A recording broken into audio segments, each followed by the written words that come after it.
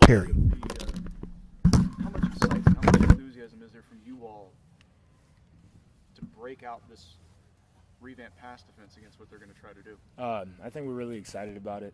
I think the coach has already said it's a challenge for us to prepare for these guys, but that's why you get up and you go and play the game. We've been working. We've had a little extra time with the bye week to get prepared for it, so we've been really focused in on it. They've got a really good group of receivers. They might be some of the best receivers we'll see all year. So we've got a definite challenge in that and how we're going to defend them. What tells you y'all are ready for this? I mean, what's the barometer? You just got to see what you do out in practice and see how you prepare. I think that'll be the telling thing. We took a really good approach to last week. Guys weren't seeing it as time off; they were seeing it as extra time to prepare and get better. So we got to carry that into this week.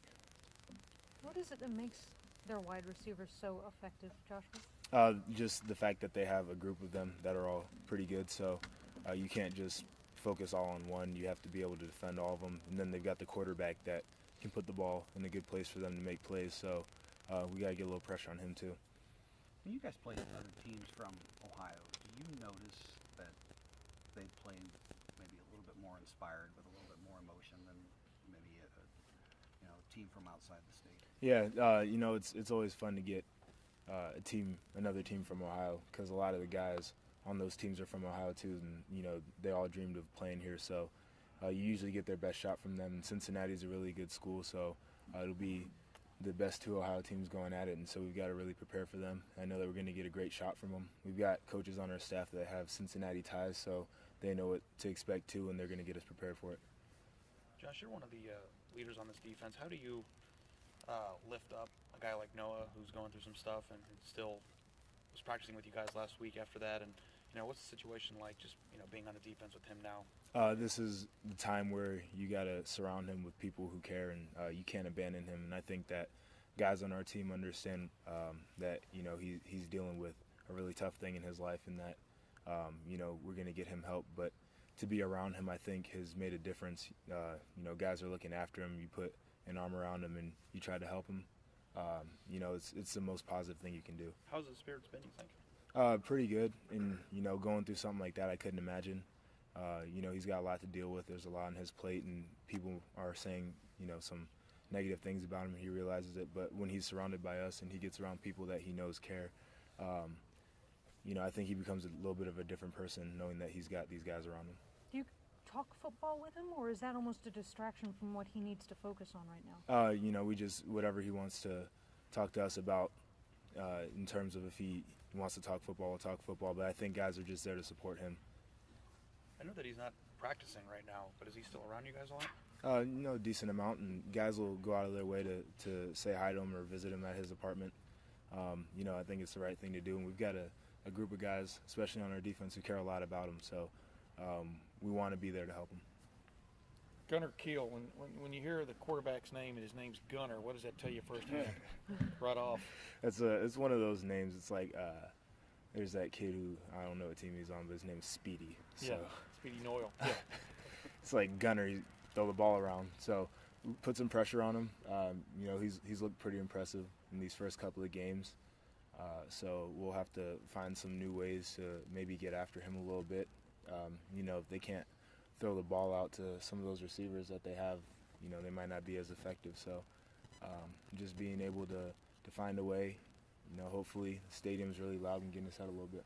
What stands out about him, though, when the video you've watched of him, I'm talking about the quarterback, is it he'll just stand there, and just at the last second let it go? Well, what just stands out about him? He doesn't do a lot of running, it doesn't look No, but he's a smart quarterback, and he's got a really good arm. And we watched some film yesterday, and I saw him make one throw that was, pretty good looking on there. And I said, if he stands back there, he can make throws like that. So it's a challenge to the front seven as well as the back seven this week. We got to be able to cover him, but we got to definitely find some ways to get pressure. Josh, when this new defense was introduced to you guys in the off season and spring and stuff, was there an actual, like, I don't know if I'm sure y'all didn't go yeah, but I mean, what was it like? I guess, was there an excitement, in the room that maybe things were going to change a little bit? Yeah, and when you hear the word aggressive as a player, that's something that is one of those buzzwords that you really get excited about. So, when Coach Fick was talking about the new defense going in, he said it's going to be really aggressive, and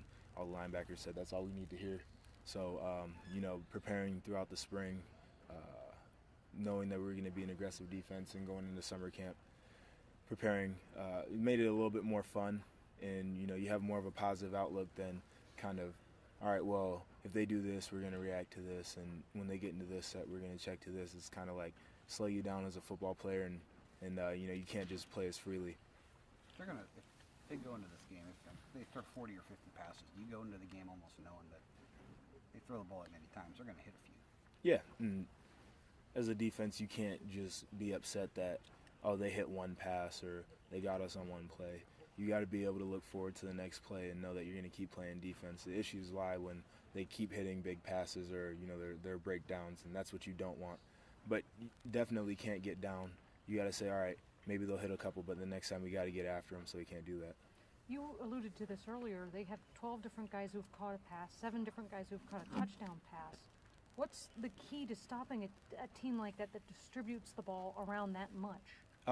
Just to be smart in the way you play and be able to recognize formations and maybe splits, so you can have an idea of what's coming before the play. Also, like I said, if you get pressure on the quarterback and he can't throw the ball, then you won't have that issue. But it's just a lot of it is game planning and making sure we know or have an idea of what they're doing so we can be more successful. I imagine that makes communication doubly important too. How would you grade you guys in that category through your first 3 games?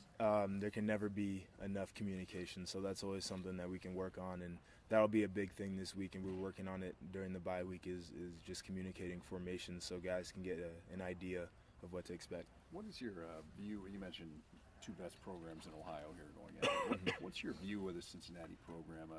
They've had a lot of success. Ohio State hasn't played them, but BCS bowls and stuff over the last 5, 6, 7, 10 years. What, from afar, not playing them, what have you thought about Cincinnati football? They've had a lot of momentum in the past years, and they've recruited pretty well, so they've got good players. And so it's one of those things where you got to be excited, especially if you're an Ohio guy. Maybe you got recruited by them. Maybe you play for Cincinnati and you might have gotten recruited by Ohio State a little bit, or you're just an Ohio guy. You get excited when you put Cincinnati and Ohio State together. It's a big game, and it's a night game in the shoe. So for them, I know they're going to be really pumped, and for us, it's got to be one of those games that we go out there and we've got to give it our all, knowing that they're going to come in with their best shot. You guys had a chip on your shoulder going in the Kent State game, and it seemed to show. What's the chip on the shoulder this week? We got to go out there and prove it again, especially for our pass defense. And people were really critical of that last year. It's one of those chances to prove what we've done. And then, last time we were out in the shoe for a night game, it didn't go the way we wanted it to. So we got to go back out there and prove what we can do. Talk about that criticism a little bit that you guys received last year. A lot of that criticism was directed at Luke, a guy that you're pretty close with. Do you go out there almost with the intent to play for a coach? I mean, is it that, not to sound cliche or corny, but do you go out there with that mindset? Yeah, you go out there with a little chip on your shoulder knowing that they're talking about your coach. And then, if you take pride in your unit like Coach Meyer says, then you're going to go out there and play hard anyway, knowing that your coach is on the line a little bit. And so we go out there, linebackers definitely, we have a deep bond with our coach, and so I think that helps us play a little bit better. But at the end of the day, you just know you got to go out there and get the job done. Joshua, was it ever, I don't know, at the end of the year last year, was it ever embarrassing the way teams were able to throw on you guys? What's the word you would use to describe maybe sometimes the futility of stopping that team's passing attack? It was a little bit disheartening, I would say, just going out there and you might have an idea what's coming, or some guys were in position to make plays, maybe didn't make plays, or you just have a big breakdown, and that's something you never want to see when you're on defense. So kind of takes the air out of things. It kind of makes you, just you feel a certain kind of way going out there, and they hit a big play on you, and it's happened before many times. So that's something that we hope to eliminate this year. That's something you guys don't feel around here a lot, though. You don't. To hear an Ohio State player say that he felt disheartened, you don't get to experience that here? No, that's something that we don't do here, and I mean we've done a great job, I think, in most facets of the game of eliminating that. I think toward the end of last year, we didn't make the improvements that we needed to over the year, and it kind of showed. So this year we're working hard to make sure that doesn't happen. I mean, we spend a ridiculous amount of time, and guys on their own taking initiative to watch film and grade themselves and be critical of themselves instead of just putting it all on the coaches, I think is a big difference from last year. Looking at the linebackers, just how would you describe Darren Lee's impact this year, and just what he's like on and off the field? Darren's had a really big impact, and he's a guy who, last year he went through it a little bit, and I think it was a good thing for him to kind of have his eyes opened up and be able to work in and play football with the scout team, just so he could learn the game a little bit. And you see what he's done this year. He makes big plays, and he's a guy who's really explosive, and he's a trigger guy who goes. And then off the field, he's one of those guys who's in the film room a lot, and so he's really knowledgeable about the game. And we spend a lot of time around each other, and he's just a funny guy. He's always got energy, and sometimes you're like, Darren, you got to chill a little bit. But a lot of the times it's good, because you might come in here after a day of classes, and some of the young guys will be like, and Darren's like, we got to go, and so he gets guys going. One more. Coach Hinton was just saying that this team had 3 good days of practice during the off week.